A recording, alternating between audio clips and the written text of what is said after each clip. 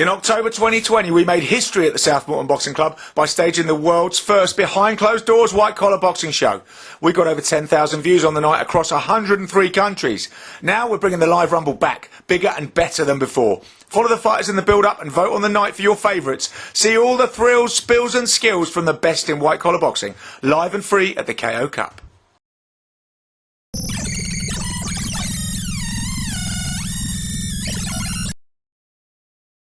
Okay, Peter, so it's a bit more of a sombre talk I wanted to do today. It's just something that struck me, and it was a tragedy that I wanted to talk about. Nicky Booth, who was British and Commonwealth super bantamweight champion. You know, he was a good amateur, started boxing about 15 with his brother Jason.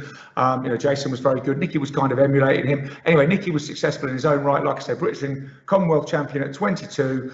You know, his career didn't last that long. He had a tilt at the IBO title and the WBU title. And then, you know, his demons caught up with him, drinking drugs. He died last week at the age of 40.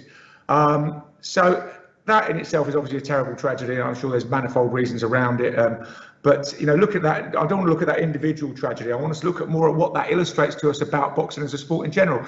And it also got me thinking, because there's been other headlines in the sport this week about Sergey Kovalev. Now, Kovalev, as you know, was a fantastic fighter, or is a fantastic fighter. You know, was undefeated until he had those two reverses against Andre Ward.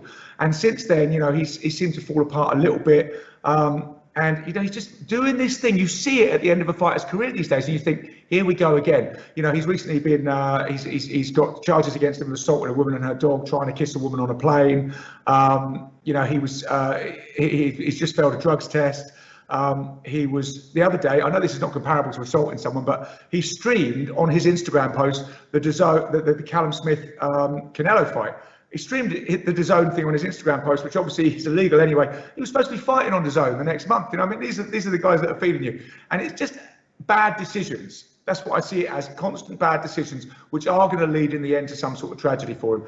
And then I started to think back, and I just recently as well, there's a great documentary on Hector Camacho that's been released. You know, Camacho, again, multiple world champion, incredibly talented guy, you know, had his demons, never really able to get over his street background, shot in his native Puerto Rico in 2012 in a some sort of aborted drug deal. You know, nobody was ever brought to justice for it. And then you look back through boxing history, and, you know, you look at Arturo Gatti, you know, more recent things, Edwin Valero, you know, you look at the tragedy that often surrounds and envelops these boxers. And it's not just the top guys. This is the root to the fruit. I mean, I remember particularly in a tragic story, Ernie and Billy Smith, two great journeyman boxers, the backbone of British boxing. I think Billy Smith had like 160 fights. You know, they would fight anywhere, anytime. You give them a ring, they'd just turn up and with their gloves and fight. And they both, you know, very sadly committed suicide. I think Ernie in 2010 and Billy in 2013 at the age of around 30, you know, in their early 30s. So, you know, it's a real tragedy. And I think boxing has to look at itself. And there's two questions to answer. The first question, I think, is fairly easy to answer. The second question is really difficult. The first question is this more prevalent in boxing than other sports? Or is this just one of those things? And I think, you know, with some of the examples I've cited, if you just sit down, if you're a boxing fan, and you start to look at the list of tragic endings to lives, you know, you start to think, I don't see this particularly in football, I don't see this particularly in rugby and so on. And I think that is kind of unarguable. Boxing does seem to be plagued by this. The second question is, then why? And this is the really difficult bit. This is something I think boxing needs to address, though. And, you know, the reasons are, you know, every tragedy in a way, like Nicky Booth, is almost explainable in a way in its own. He did have some good people around him trying to help him, you know, and there maybe is truth to the thing. There's some people you can't help. The demons are just too much, and they eventually succumb if they don't want help. But, you know, I don't want to look at individual tragedies. I want to look at it in the whole. And when you look at the amount of tragedies in boxing, I think there's something here.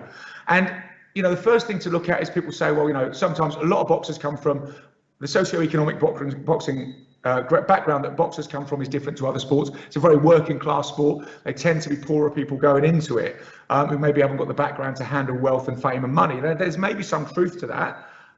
You know, I mean, Mike Tyson extensively talked about his background and how he found it impossible to handle money, because in a way his background was, if you get money, you spend it immediately before somebody takes it off you or kills you to get it. So, you know, that obviously led him to a lot of bad decisions, you know.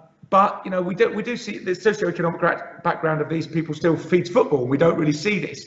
There's also the argument of just chucking loads of money at young people. Again, that is true, and it does cause some footballers to go off the rails and so on. But it's better controlled, which brings me to another idea about boxing: is that there's a lack of structure in boxing because of the piecemeal nature of the sport. You don't have the support background and the support networks when these people get famous. And as I said, this is from the root to the fruit. But often, when these young guys get famous, they get some money. There's not an organised structure in place for them to be taken care of. Financial advisors to look after them. It does sometimes happen, but they almost have to, be lucky or find the route themselves. So, there's that as well, the lack of structure in boxing, the lack of aftercare in boxing because of that lack of structure is also apparent. I mean, if you look at, for example, at Frank Bruno talked about this extensively when he had his problems after his retirement. Frank Bruno lived quite a regimented existence, which he obviously took to, of go to the gym, train. Somebody told him what to do, when to get up, what to train, how many rounds to box, how many rounds to do on the bag, what to eat, when to go to bed, and so on. And at the end of boxing, that was it. It was like, off you go and find something else to fill your days with. And then we all know about Frank's breakdown and struggles with mental health after that. Another prominent, I don't know, there's no point me keeping naming these people because, in a way everybody knows it. But, Ricky Hatton has obviously struggled again with that kind of lack of purpose and direction in his life after boxing. Although having said that, Ricky's obviously got his demons and struggle with them, but is still carving out a very successful career. So, I think we've got to look at all these things. And then the other thing that kind of struck me with the Kovalev thing and, the seeming bad decisions that he's making now is something that other sports have looked at and boxing hasn't looked at, and we kind of have to look at. And I think we're a bit scared of looking at it because it threatens the inherent nature of our sport, perhaps. But I think we're better off looking at it ourselves and making decisions and assessments about it than having someone else come in and try and do it. And I'm talking about the blows to the head. American football, going back 10, 15 years, started to see a lot of their ex-players go down this route. In other words, start to make very bad decisions resulting in drug abuse, alcohol abuse, hitting their spouses, just getting arrested, all this sort of thing, early death. And when they were doing the autopsies, they were finding a lot of damage to the frontal lobe. And this is the part of your brain where apparently it controls your risk assessment, controls your decision making. So these guys were getting this brain damage and they assessed it from the tackles, and they changed American football, to still a very entertaining spectacle as a sport. But they did change the sport to try and eradicate this. Now we have rugby looking at the effect of tackles on the brain. We even have football looking at heading the ball and so on. And I know people in boxing will say, look, don't talk about this, it's rubbish, we don't want anything to do with it. But boxing has always risen to the challenge of safety over the years. And it has, we look back at the Michael Watson tragedy and so on, it has managed to get its house in order. And really, because it's so much under the spotlight, people have looked at it and so it has to be medically sound and medically safe.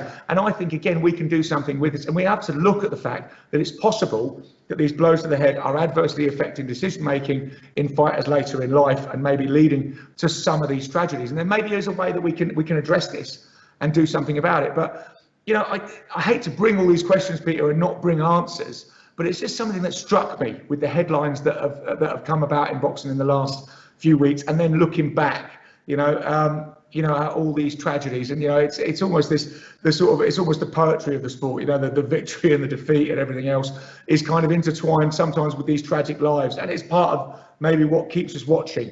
But I think it's something boxing needs to look at. It needs to get its house in order a little bit and say, how can we help these fighters? How can we support these fighters that give us so much and put so much on the line?